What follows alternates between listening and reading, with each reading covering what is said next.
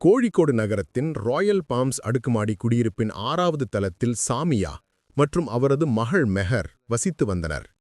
சாமியா ஒரு மூத்த கணக்காளர். மெஹருக்கு 8 வயது.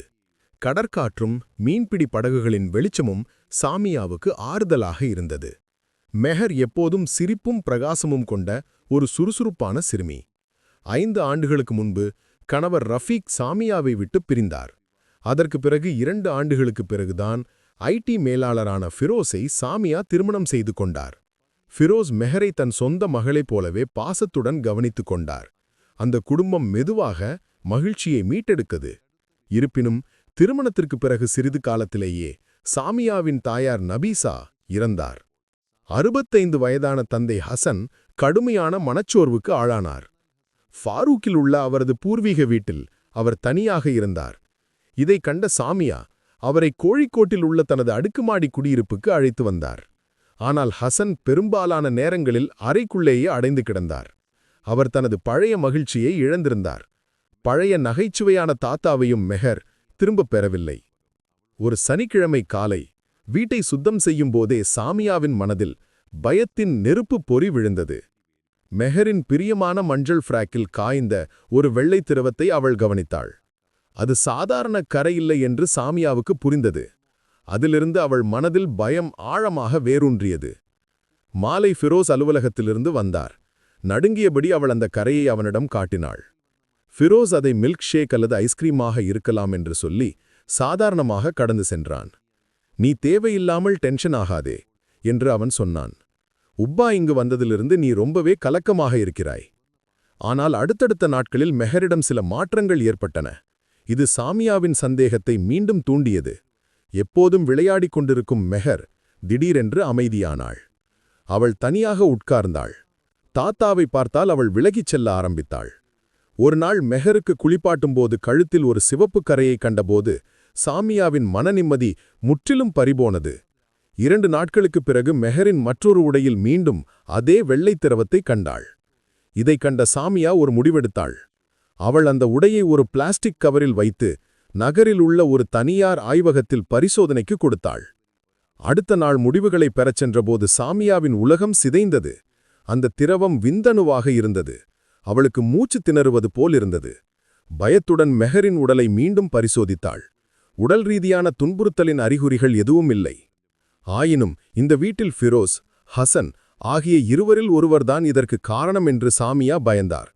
மெஹரின் விலகலும் ஹசனின் மௌனமும் அவள் மனதில் சந்தேக விதையை விதைத்தது. உண்மையை கண்டறிய சாமியா ஒரு பழைய மொபைல் போனில் வீடியோ ரெக்கார்டிங்கை ஆன் செய்து மெஹரின் அறையில் மறைத்து வைத்தாள். 3ஆம் நாள் நள்ளிரவு கடந்திருந்தது.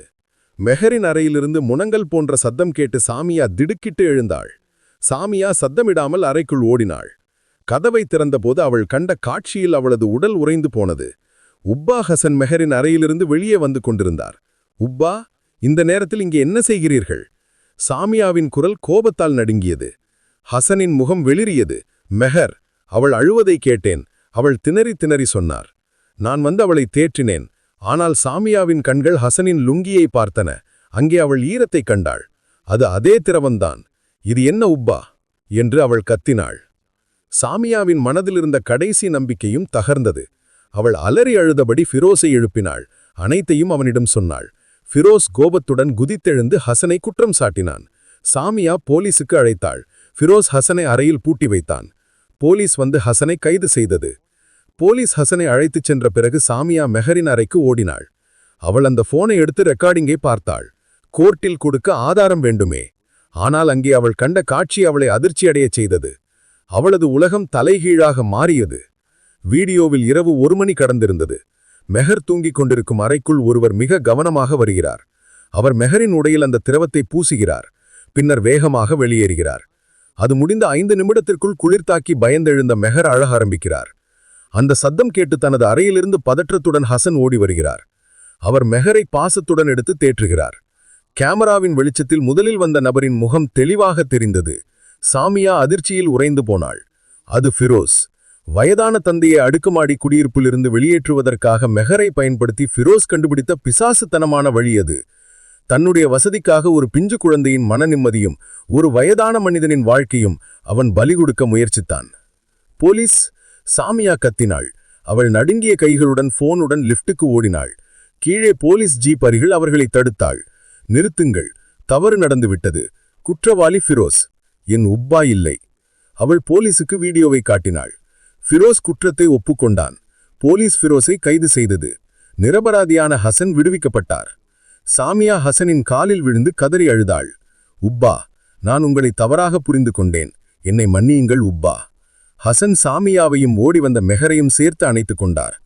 பரவாயில்லை கண்ணே, உன் குழந்தையை நான் என் உயிரை விட அதிகமாக நேசிக்கிறேன். இப்போது சாமியா, மெஹர், ஹசன் மூவரும் கோழிக்கோட்டில் உள்ள அந்த அடுக்குமாடி குடியிருப்பில் நிம்மதியாக வாழ்ந்து வருகின்றனர். ஹசன் மெதுவாக மனச்சோர்வின் கனத்த திரையிலிருந்து வெளியே வர ஆரம்பித்தார். அவரது கண்களில் இருந்த வெறுமை நீங்கி பழைய பிரசன்னம் திரும்பியது. வீட்டின் வேலைகளில் அவர் சிறிய உதவிகள் செய்யத் தொடங்கினார். மொட்டை மாடி தோட்டத்தில் உள்ள செடிகளுக்கு தண்ணீர் ஊற்றுவது அவரது புதிய அன்றாட பழக்கமானது. பால்கனியில் உட்கார்ந்து கடலில் மீன்பிடி படகுகளை எண்ணுவது அவருக்கு மகிழ்ச்சி அளித்தது. அவர் மீண்டும் பேசத் தொடங்கினார். குறிப்பாக மெஹரிடம் பழைய வளைமுடா கதைகளையும் கோழிக்கோடு தகவல்களையும் சொல்லும்போது பழைய சிரிப்பு கண்களில் தெரிந்தது. மெஹருக்கு தாத்தாவின் மீதான நம்பிக்கை முன்பை விட அதிகரித்தது. பயம் நீங்கியதால் அவள் மீண்டும் பழைய குறும்பு குழந்தையாக மாறினாள். அவள் தாத்தாவின் கைகளில் பாதுகாப்பை கண்டாள். மாலை நேரங்களில் அவர் கடற்கரைக்கு செல்லும்போது கையை பிடித்துக் கொண்டு கூடவே நடந்தாள். சாமியாவின் நெஞ்சின் இருந்த பாரம் முழுவதுமாக இறக்கி வைக்கப்பட்டது போலிருந்தது. கணவனால் ஏமாற்றப்பட்ட வலி இருந்தாலும் அந்த உண்மையை துணிச்சலாக வெளிப்படுத்தியதில் அவளுக்கு நிம்மதி இருந்தது. அவள் பழிவாங்கும் எண்ணங்கள் அனைத்தையும் கைவிட்டாள். மகளின் மகிழ்ச்சிக்காகவும் தந்தையின் மகிழ்ச்சிக்காகவும் மட்டுமே வாழ ஆரம்பித்தாள். வேலை முடிந்து வரும்போது அடுக்குமாடி குடியிருப்பின் கதவை திறப்பது சிரிக்கும் 2 முகங்களுக்காக இருந்தது. அதிகாலை பாங்கு சத்தம் கேட்டு எழுந்தவுடன் சமையலறையில் தாத்தாவின் உதவியோடு டீ போடும் மெஹரை பார்ப்பது அவளுக்கு ஒரு ஆனந்தமாக இருந்தது. அந்த அடுக்குமாடி குடியிருப்பு மீண்டும் ஒரு வீடாக மாறியது. பரஸ்பர அன்பும் நம்பிக்கையும் தான் அதன் சுவர்களை தாங்கி நின்றது. இழந்த உறவுகளை திரும்ப பெற்றதில் அவர்களுக்கு மகிழ்ச்சி இருந்தது. நகரத்தின் பரபரப்புகளுக்கும் வாகனங்களின் ஹாரன் சத்தங்களுக்கும் மேலே அவர்கள் ஒரு புதிய உலகத்தை கட்டினார்கள். ஒவ்வொரு காலையும் கடற்காற்று அந்த வீட்டை தழுவிச் செல்லும் போது வாழ்க்கை முன்னோக்கு செல்லும் என்றும் உண்மை எப்போதும் வெற்றி பெறும் என்றும் சாமியா தனக்குத்தானே நினைவுபடுத்திக் கொண்டார். அன்பின் பலத்தால் அவர்கள் ஒருவருக்கொருவர் துணையாகவும் நிழலாகவும் புதிய வாழ்க்கையை தொடங்கினார்கள். அவர்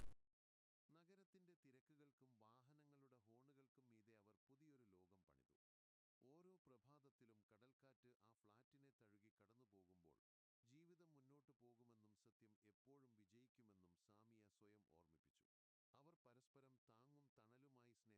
தணலுமாய் ஸ்நேகத்திൻ്റെ കരുത്തിൽ പുതിയൊരു